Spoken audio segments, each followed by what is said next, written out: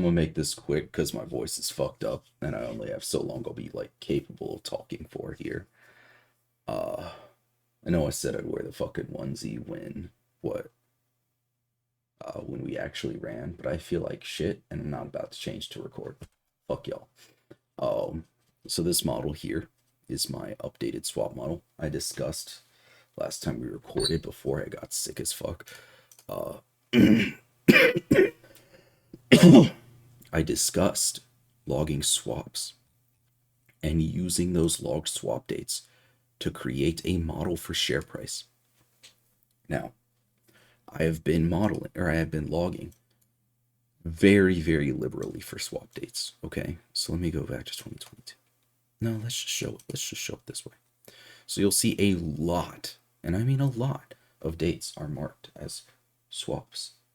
Anytime I see a downwards movement in price, zoom in. Anytime I see a downwards movement in price, an upwards movement in the swapinator, and then a recovery out of that point, I mark a swap. Okay. I tend to find that they're pretty consistent between years. Like, yeah, there's a lot of noise here. There truly is a lot of noise. But we do an okay job of tracking across T plus 3 years. And then it shows where the distance between these swaps does an okay job of predicting time where we have space to rally. Okay? Like there is no space to rally here. And it is saying, and so far as I can tell, that there's some space to rally before December 2nd here. Somewhere around December 3rd, we'll probably see another dip down. And that's probably going to be the pre-earnings dip. And we'll probably be held down artificially pretty hard going into earnings, because that's what typically happens. All right. Next, ETFs, right? I've gone and remade the A model. What I've done is I started with correlation, but then I moved to R squared correlation. I don't think people know what that is, but it doesn't necessarily matter. I've decided a weighting for every ETF based off of the RSQ, which maximizes RSQ. This is also an abysmally low RSQ. No, it's not abysmal. It's pretty trash though. This is a pretty trash RSQ as so far as like marketing or predicting anything on the market goes. But the ways in which it's wrong are that it's massively exaggerating effects on the market. And then on top of that, on swaps, it's just dead wrong whenever there's a swap. So, I mean, that's the ETF model as we know and love it already. So fine, right? It's a model which on swap days is dead wrong, but otherwise is pretty good. So dead wrong, dead wrong, dead wrong. Honestly, not bad, but still wrong. Here's the swap actually had a dead wrong. God damn. And then we could get like giga fucked here into earnings with a massive swap right here. And I wouldn't even doubt that that's possible. But my swap date is, where the hell did the thing that I just had open go? Wow, it fell behind its friend. Okay, whatever. But my swap day is set up for December 3rd. And I think we have a little bit of room here next week. So I think it's possible we run. Is it likely? I don't fucking know, but it's possible. Let's check the FTD model. And yeah, the FTD model is showing a dip on the 19th, and then it's saying we have some upwards pressure on the 28th here. So what do I think? I'm too sick to run, but I like it if we run. Yeah, but hmm, just thinking, just thinking. No, I just wanted to show off what the models look like now because I've been playing with it, you know. Uh, I think it's pretty likely we see something around the 26th. I think it's pretty likely we see a slight recovery and a pullback on this massive indication on the swapinator here.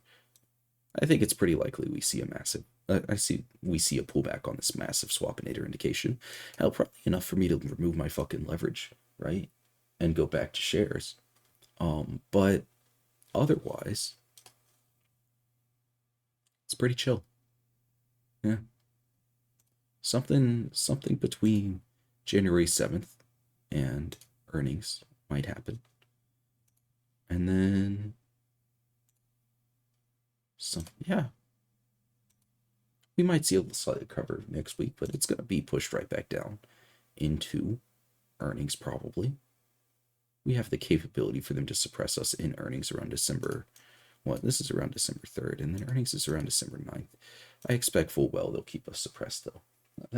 That's just standard, though. Yeah. I really wanted to show that I have this swap model, though.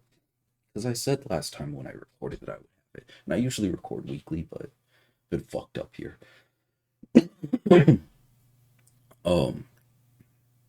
The big thing I want to add to this swap model is it doesn't do a good job of tracking when there's a big boy swap. Like here, here.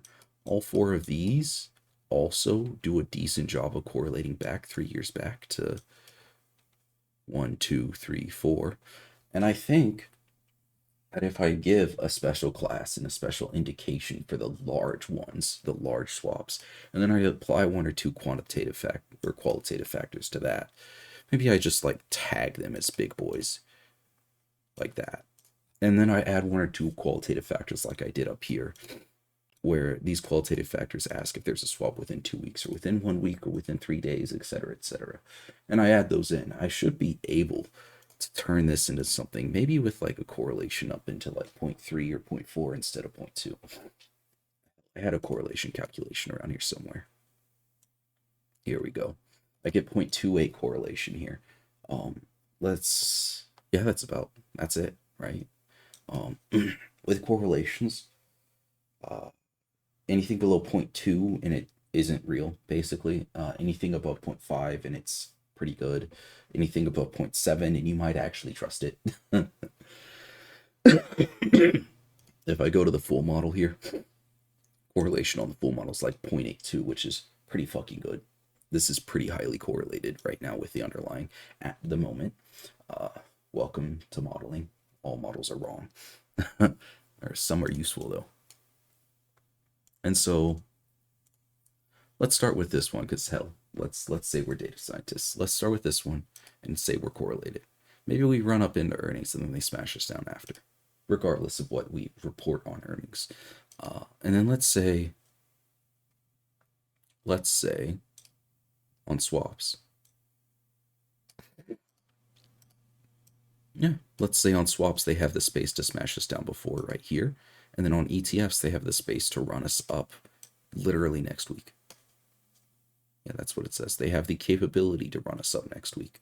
They also have the capability to smash us right back down into the week after earnings. So maybe we do run. Sounds like fun though. All right, I need to lay back down. Y'all take care. Okay. Have a good night.